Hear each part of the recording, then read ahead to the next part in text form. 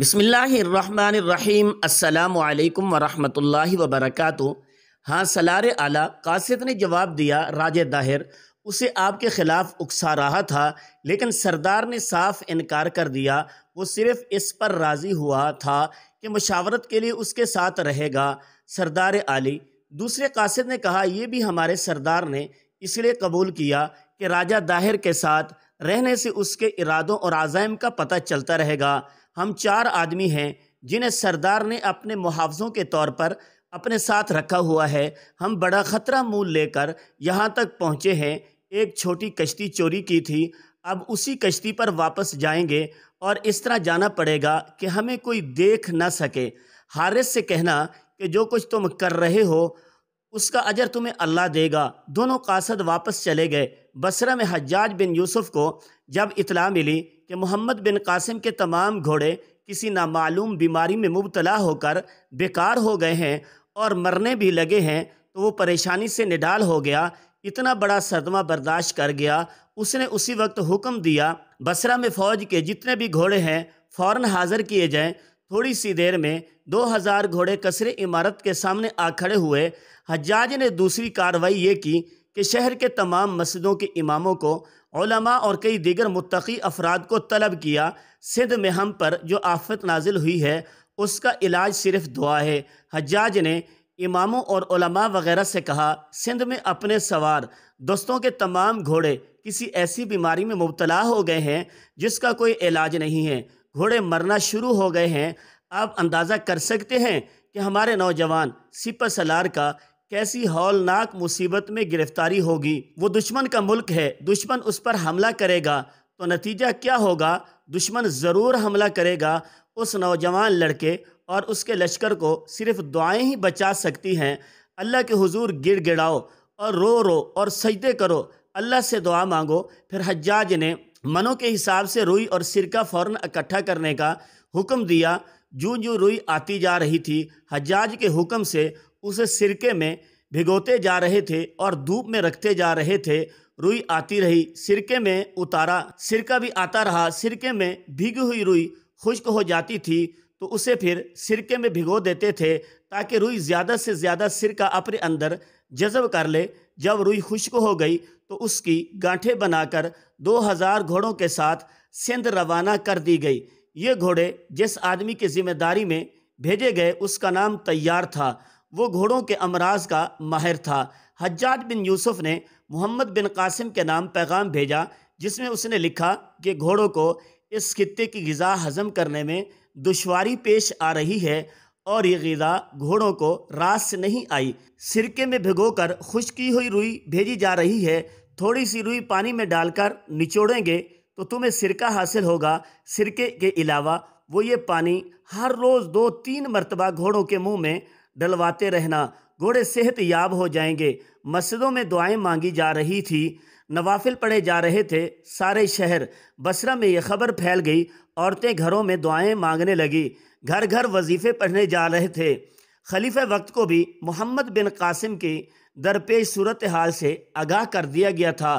خلیفہ عبد الملک ہر جمعے کے خطبے میں لوگوں کو محمد بن قاسم اور اس کے لشکروں کی نجات اور کامیابی کی دعا کے لیے کہنے لگا۔ اللہ تبارک و تعالی نے دعائیں قبول کر لی۔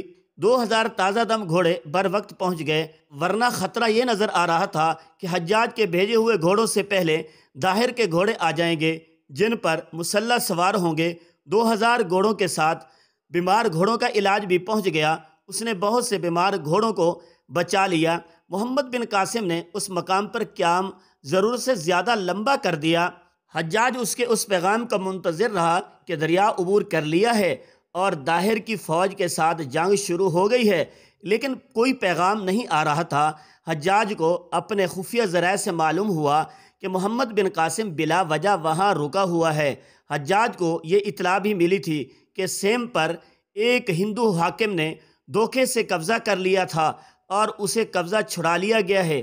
حجاج اس اطلاع پر بہت برہم ہوا کہ سیم میں صرف سرغناؤں کے سزائے موت دی گئی ہے، اور جو ہندو فوجی دھوکے سے قلعے میں داخل ہوئے تھے اور جن ہندوؤں نے انہیں اپنے گھروں میں چھپایا تھا ان سب کو چھوڑ دیا گیا ہے۔ حجاج نے یہ ساری باتیں سامنے رکھ کر محمد بن قاسم کو تحریری پیغام بھیجا جو تاریخوں میں محفوظ ہے۔ میں حیران ہوں کہ تم ابھی تک وہیں ہو اور ابھی تک دریا عبور کرنے کی کوشش نہیں کی۔ کیا تم دشمن پر رحم کرنا چاہتے ہو؟ مجھے تمہارا یہ رویہ پسند نہیں ہے کہ دشمن کو امان دیتے ہیں اور جان بخشی کرتے رہو۔ عداوت پیدا ہو جائے تو امان نہیں دی جاتی۔ تم گناہ گار اور بے گناہوں کو یکساں سمجھتے ہو۔ دشمن کہے گا یہ تمہاری کمزوری ہے۔ کیا تم بھول گئے ہو کہ خدائے ذوالجلال نے تمہیں ایسی عقل سے نوازا ہے خدائے ذوالجلال نے تمہیں ایسی عقل سے نوازا ہے جو ہر کسی میں نہیں ہوتی۔ تم اس عقل سے کام کیوں نہیں لیتے اور تم وہاں بیکار بیٹھے دشمن کو مزید تیاری کا موقع دے رہے ہو؟ تمہارے مشیر کیا کر رہے ہیں؟ میرا یہ پیغام انہیں بھی سنا دینا۔ جنگ میں دشمن کو دھوکہ دیا جاتا ہے ظاہر کچھ اور کر کے کیا کچھ اور جانا ہے۔ جنگ میں دشمن کو دھوکہ دیا جاتا ہے ظاہر کچھ اور کر کے کیا کچھ اور جاتا ہے۔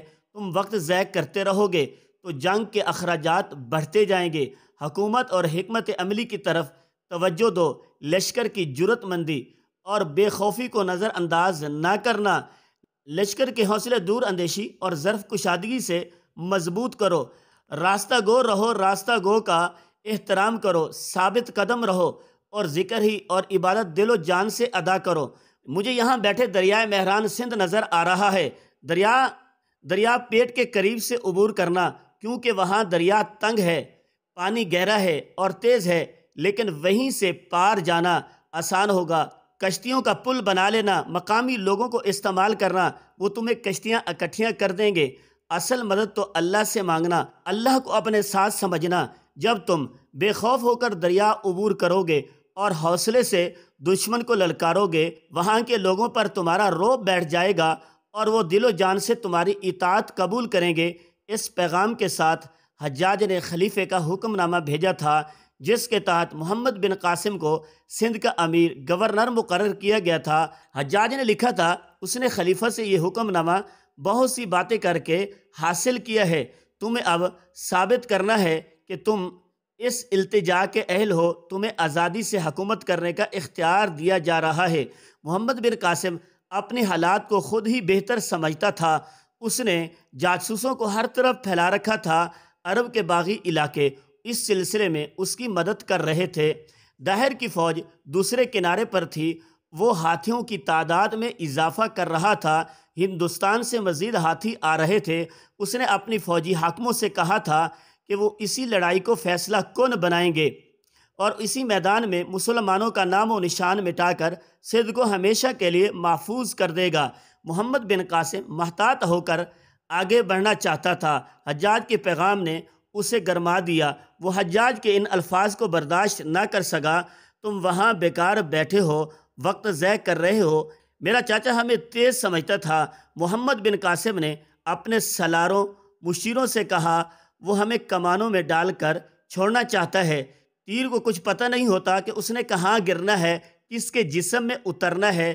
تیر یہ نہیں چاہتا کہ دشمن کو اپنے راستے سے ہٹا ہوا دیکھ کر اپنا رخ اس کی طرف پھیر لے۔ ہمیں سوچ سمجھ کر چلنا ہے۔ اس نے سالاروں کو بتانا شروع کر دیا کہ پیش قدمی کس طرح کرنی ہے۔ اس نے حسب معمول سالاروں اور مشیروں سے مشورہ طلب کیا۔ کچھ وقت کے بحث مباحثے کے بعد